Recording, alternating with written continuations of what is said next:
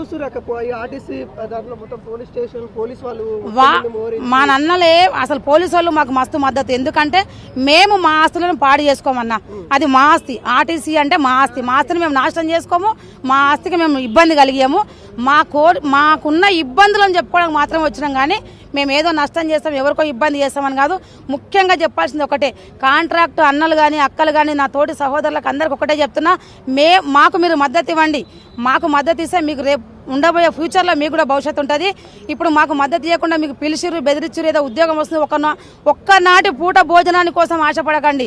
రేపు మీ పిల్లల భవిష్యత్తు కోసం ఆశపడండి. మీరు మా కోసం మాకు సపోర్ట్ చేయండి, మేము కూడా మీకు ఉంటాము. మీరు మాతో కలిసి ఉండండి అన్న, మాతో అడిగేయండి. ఎన్ని ప్రభుత్వాలు వచ్చినా ఆర్టీసీ నోరెత్తదు, ఆర్టీసీ మాట్లాడదు, వీళ్ళకు యంత్రాలు అన్నట్టుగా చూసు, కానీ యంత్రాలం కాదు. మేము కూడా తలుసుకుంటే ఏదైనా చేయగలుగుతామన్న. ప్రభుత్వాన్ని పడగొట్టేది మేమే, నిలబెట్టేది మేమే. ఒక్కసారి ఈ ఆడబిడ్డలు మాత్రం గుర్తించుకోండి అన్న. మీరు మమ్మల్ని గుర్తించుకొని మా పట్ల మీరు చేయాల్సినవి అన్ని మీరు అన్న మాట మీద నిలబడి గవర్నమెంట్లో విలీనం చేయండి. మీరు ఇచ్చింది ఏది కాలేదు. మీరు మా పిల్లలకు స్కాలర్షిప్ లేదు, మా పేరెంట్స్కు మరి వచ్చే పెన్షన్లు లేవు, మాకు రేషన్ కార్డులు లేవు.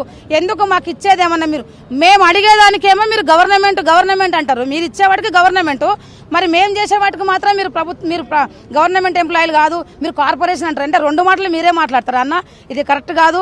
మమ్మల్ని గుర్తించండి, మమ్మల్ని పిలవండి, మా జేఏసీ నాయకులను పిలవండి, చర్చలు పెట్టండి, మాకు ఇవ్వాల్సిన ఇవ్వండి.